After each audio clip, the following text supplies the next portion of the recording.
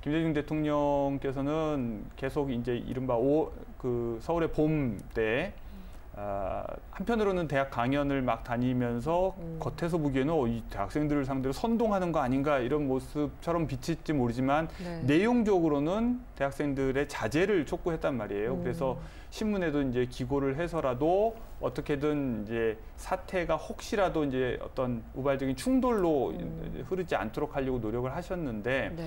그래서 이제 5월 15일 이때 이제 서울 지역에서 데모를 하던 학생들이 이제 시위를 멈추고 이른바 서울역 회군을 하죠. 그 네. 이후에 이어진 사태가 뭐냐면 5월 17일에 계엄령이 확대되고 그런데 이제 김대중 내란 음모 사건이 터지면서 네. 김대중 선생이 이제 잡혀가니까 광주와 전남 지역에서는 이제 김대중을 석방하라, 뭐 전두환은 물러가라, 뭐 계엄령 철폐하라 이제 이런 요구를 이제 내걸고 시위가 계속 이어졌죠. 네. 그래서 이제 결국 우리가 이제 다 알다시피 이른바 5.18 항쟁이 일어나는데 이런 뭐 결과적으로 이제 그 당시에 광주와 전남에서 많은 피해자들이 이제 맞아요. 나타나지 않았습니까? 예. 그러다 보니까 이제 나중에 이제 서울 지역의 학생들은 이제 약간 죄책감이 있는 거죠. 우리가 예를 들면 뭐 다 같이 뭐 무거운 짐을 네. 들고 옮기다가 갑자기 싹 손을 놔버린 것 같은 느낌.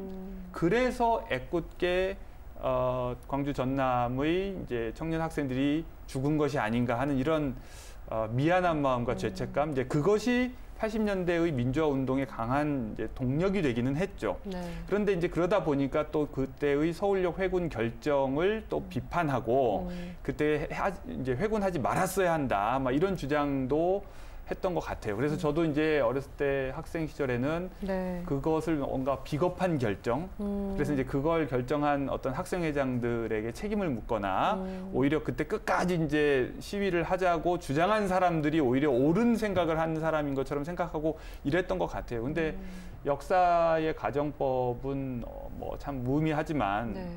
정말 만약에 그때 이제 회군을 하지 않고 계속 서울 지역에서도 학생 시위가 이어졌으면 광주가 아니라 다른 곳이었을까? 네.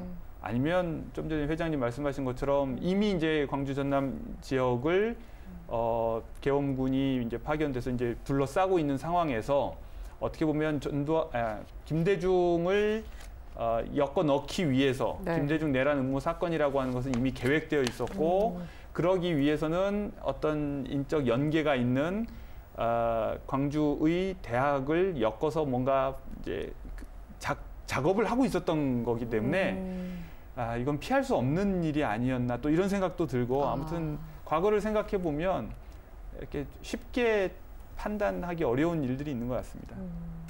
광주, 네, 이 광주에서 일어날 수밖에 없었던 일이었을까요, 회장님? 그러니까 김대중 내란 음모 조작 사건과 네. 5.18 민중항쟁은 둘이 아니죠, 하나죠. 김대중 대통령이 그렇게 무자비한 신군부 세력에 의해서 강제 연행돼 가지고 중앙정부로 끌려가지 않았다면은 전남대학교에서 그 학생들의 순수하고 치열한 투쟁, 항쟁은 이 범시도민 항쟁으로까지 확전은 안 됐을 거예요.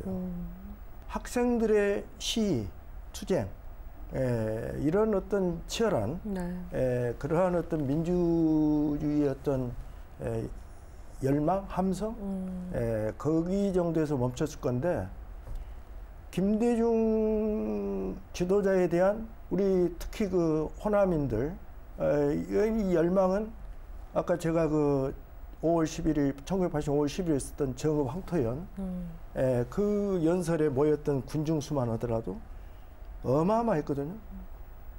그런 열망이 전두환 신군부 일당에 의해서 좌절되고 어떻게 보면 한국 민주주의가 실패하는 그런 참담한 현실을 목도하면서 이게 뭐냐. 거기에다가 계엄군의 무자비한 시위 진압과 시민을 향해 국군이 방아쇠를 당기는 학생들이 무도한 진압군들에게 네. 폭행을 당하고 또 무고한 시민들한테 말하자면은 그야말로 이 적들한테도 가지 않을 총구가 내 나라 내 시민 내 국민에게 네.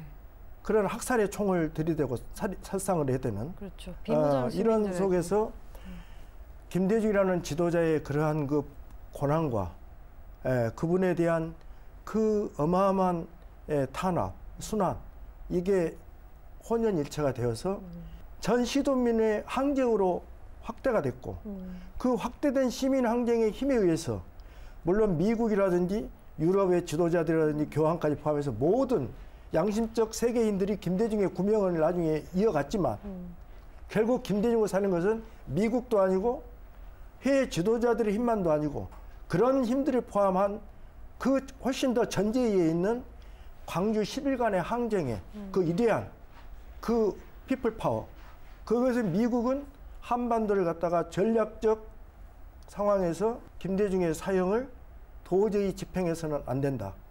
이로 인해서 저는 김대중과 5.18과 김대중은 둘이 아닌 하나다. 그래서 이만열 교수는 이런 말씀을 했죠. 5.18 내란 음모 조작 사건이 갖는 의미는 첫째는 이 김대중 때문에 일어났다. 계엄철폐와 김대중 석방이 5.18 민중항쟁 속에 가장 큰 구호를 차지했다. 계엄 해제하고 3대 구호죠.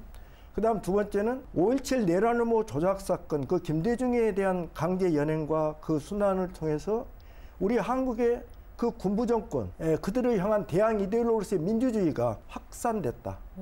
확대됐다는 거죠. 확장됐다. 그리고 세 번째는 이러한 어떤 세 가지 조건 속에서 고난을 당한 자가 하나로 미랄에 대해서 수백 개, 수천 개의 미랄로 확대되어서 이 역사를 발전시켜낸 그 고귀한 그 역할이 있었다. 이렇게 이제 정리를 하신 적이 있는데요. 그래서 김대중과 5.18, 5.18 김대중은 하나다. 이 이야기입니다.